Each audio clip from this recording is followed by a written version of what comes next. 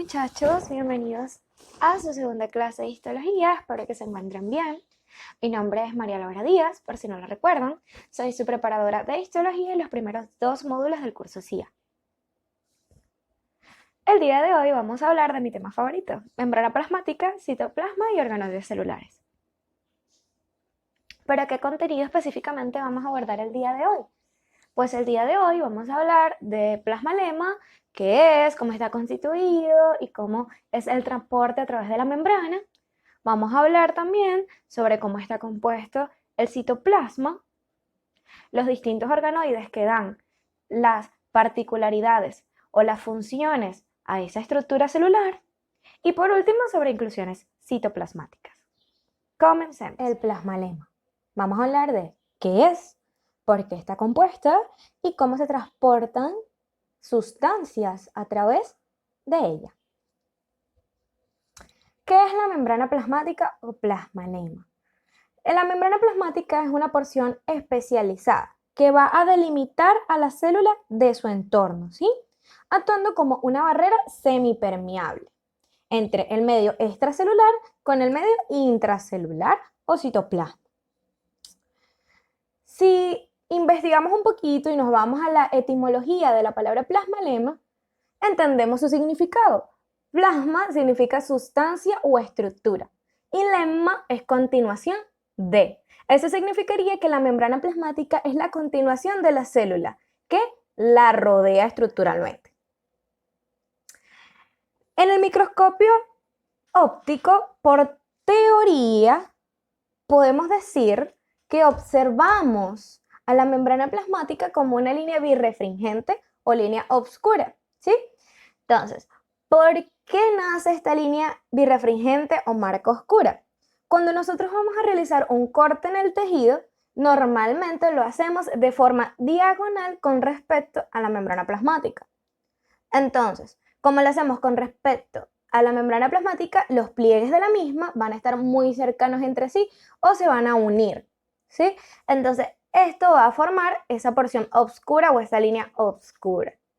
Sin embargo, si te preguntan por el grosor de la membrana plasmática, nosotros no podemos visualizarla en el microscopio óptico. Solo sabemos que ahí está por teoría. La presencia de las membranas celulares en los organismos vivos se investigó o se demostró hace muchísimo tiempo. ¿Y cómo lo investigaron? Mediante unas técnicas de micromanipulación en donde al realizar un corte en la superficie celular se dieron cuenta de que el citoplasma salía o el contenido era expulsado hacia el medio extracelular y la membrana plasmática se rompía. Luego nacieron o surgieron los microscopios electrónicos. Entonces, gracias a sus grandes aumentos, nosotros pudimos darnos cuenta de que la membrana plasmática tenía 3 capas, ¿sí? 2 capas que eran densas y oscuras y una capa central o que iba en el medio de esas 2 capas densas que era más delgada y clara.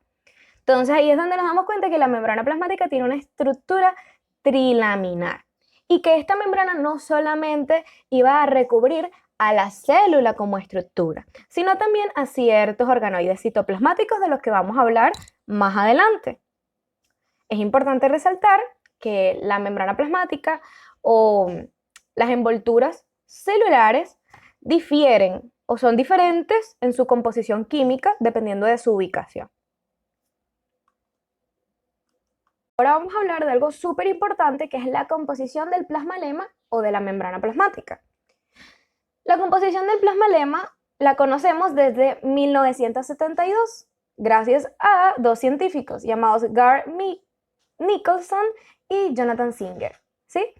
Ellos propusieron una teoría que actualmente es aceptada y se llama modelo de mosaico fluido. El modelo de mosaico fluido explica que la membrana plasmática es una bicapa fosfolipídica, ¿sí? Entonces, ella va a estar compuesta, obviamente, si es fosfolipídica, por fosfolípidos y colesterol. Entonces, en esta membrana plasmática van a estar incluidas moléculas proteicas o unidades proteicas y en su superficie va a poseer oligosacáridos. Entonces, podemos resumirlo también diciendo que la membrana plasmática, la bicapa fosfolipídica, vendría siendo una estructura básica, mientras que las proteínas que se encuentren incluidas en esta membrana se van a encargar de funciones especiales. ¿Sí? De dichas proteínas vamos a hablar también un poquito más adelante. Una vez que entendemos el modelo mosaico fluido, podemos resumirlo a este esquema o a esta imagen que yo les traje para que entendieran un poquito mejor, o sea, ya se hiciera una imagen visual de cómo se representa la membrana plasmática, ¿verdad? Entonces, una vez que ya hablamos del modelo de mosaico fluido, tenemos que entender por qué se llama modelo de mosaico fluido, ¿sí? La membrana plasmática, según el modelo de mosaico fluido, está constituido en un 50% por esa base estructural que vendría siendo los fosfolípidos, ¿sí? Los fosfolípidos son moléculas anfipáticas. ¿Qué significa que sea una molécula anfipática? Es decir, que tiene un extremo muy polar o hidrófilo. Eso significa hidro es agua, filia significa que yo tengo afinidad. Así que yo puedo estar en contacto con estructuras, o sea, puedo estar en contacto con medios acuosos, con agua, ¿sí? Entonces va a tener un extremo muy polar o que puede estar en contacto con ese medio acuoso y vamos a tener una cola, ¿sí? Esa cola va a ser una cadena larga de ácidos grasos que va a ser apolar, ¿sí? Es decir, que no puede estar en contacto con el agua o con ese medio acuoso, es hidrófobo. Entonces significa hidro, agua, fobo de fobia, o sea, yo no puedo estar en contacto con el agua porque yo le tengo fobia, yo repelo el agua, ¿sí? Entonces, esas largas cadenas de ácidos grasos, o sea, que van a ser los lípidos, van a estar en contacto con colesterol o va a ir intercalado con colesterol. Es importante resaltar entonces que nosotros llamamos a este modelo mosaico porque las cabezas polares de los fosfolípidos, unificándose con las proteínas que están incluidas dentro de la membrana plasmática, generan una imagen, o sea, generan una imagen con una especie de puntillismo. Y su unión se le asemeja a un mosaico, ¿sí? Mientras que su fluidez se la otorgan las largas cadenas de ácidos grasos o las colas de los fosfolípidos, ¿sí? Que van a formar una monocapa en conjunto con las moléculas de colesterol. ¿Por qué fluida? Los lípidos se empaquetan, ¿verdad? Y una vez que ellos se van empaquetando uno con los otros, van a hacer que la membrana tenga una consistencia líquida. Sin embargo, cuando ésta se une con el colesterol tiene una particularidad, que tiene una degradación llamada sistema cíclico esteroide, ¿sí? Entonces, el sistema cíclico esteroideo lo que hace es que no se empaquete de forma desmesurada las cadenas lipídicas. Entonces, los esteroides lo que van a hacer es estabilizar la viscosidad de esta capa. Para resumirlo, los lípidos van a darle esa consistencia líquida, mientras que el colesterol no va a permitir que la temperatura afecte y va a mantener a esa rigidez, a esa viscosidad de dicha membrana. En esta diapositiva yo les traigo un zoom, o sea, les amplié la imagen de cómo es estructuralmente, o un esquema de cómo es estructuralmente un fosfolípido, ¿sí? Entonces, vamos a repasar lo que anteriormente habíamos mencionado. Va a tener una cabeza polar y una cola no polar, una cabeza que va a ser hidrofílica, que va a estar en contacto con el medio extracelular o con el citoplasma, y una cola que va a ser una monocapa en conjunto con el colesterol, ¿sí? Entonces aquí tenemos la doble capa fosfolipídica, entonces hay dos cabezas, dos colas. Entonces, esta cabeza va a ser de la capa interna y va a estar en contacto con el citoplasma, y esta cabeza va a ser de la porción externa o la mitad externa de la membrana y va a estar en contacto con el medio extracelular.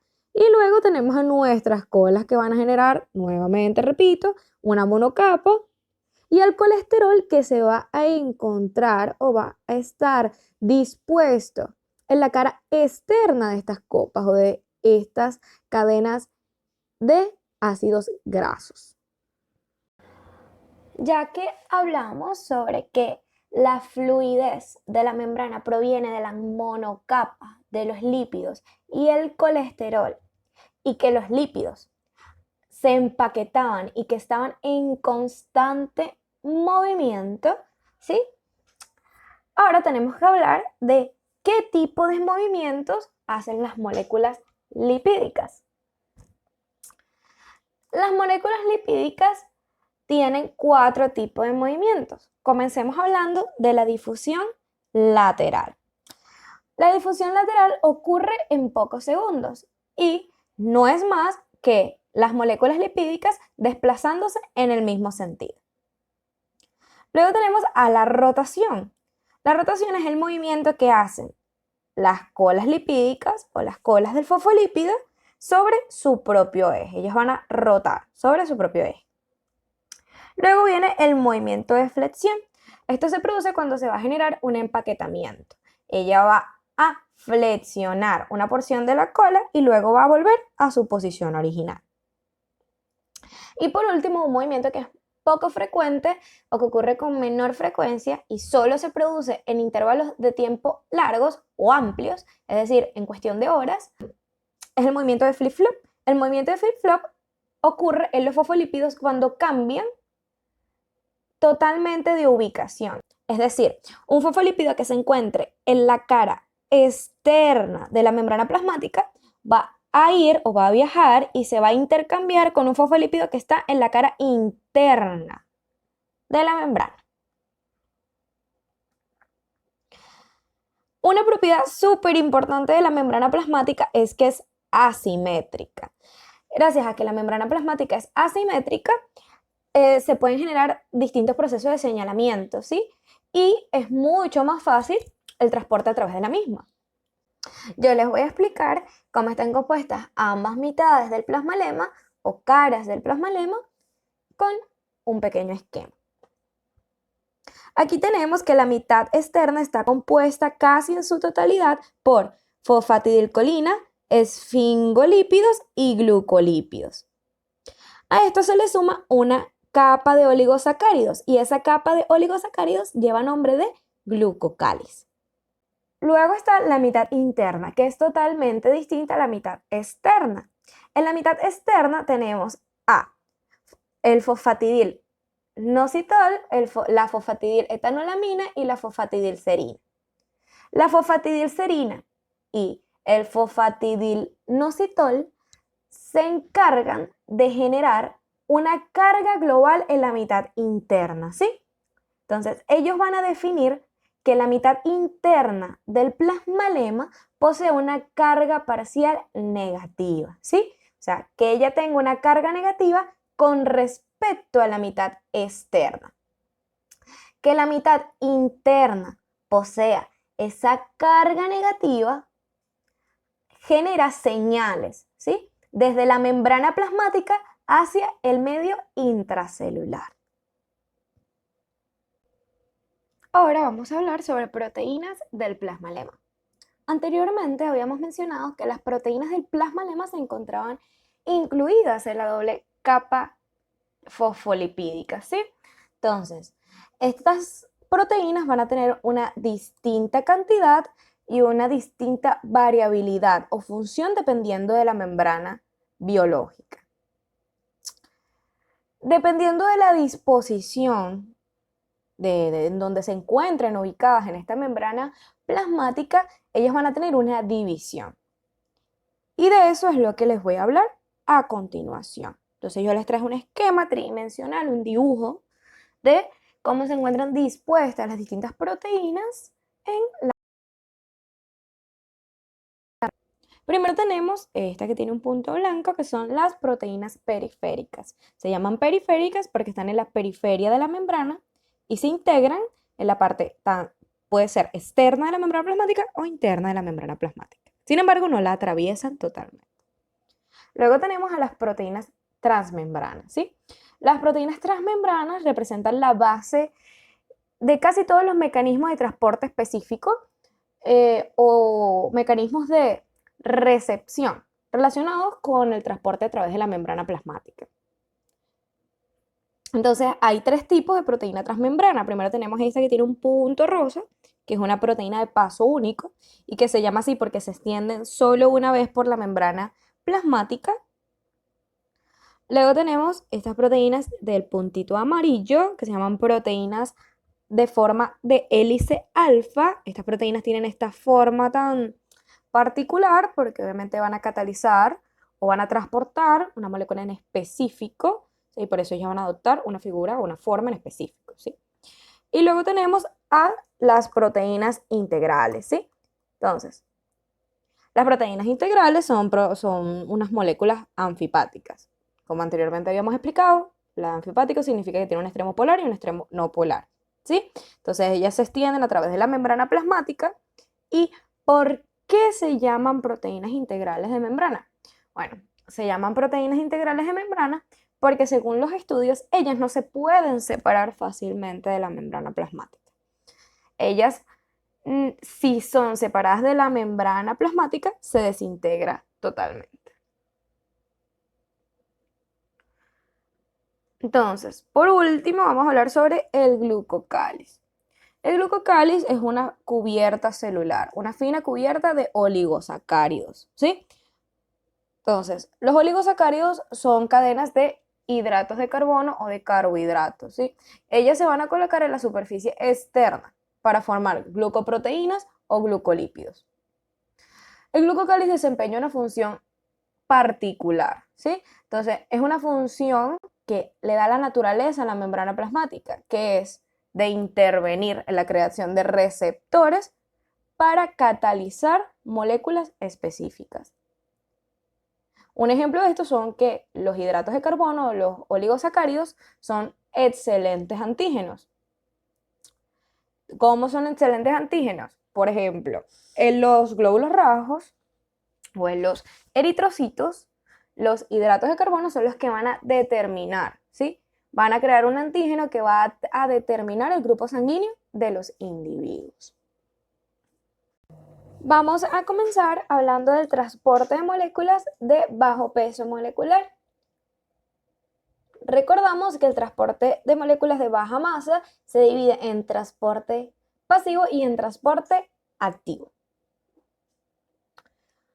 Y el transporte pasivo se divide en dos, en difusión simple y en difusión facilitada. Ahora vamos a hablar de la difusión simple.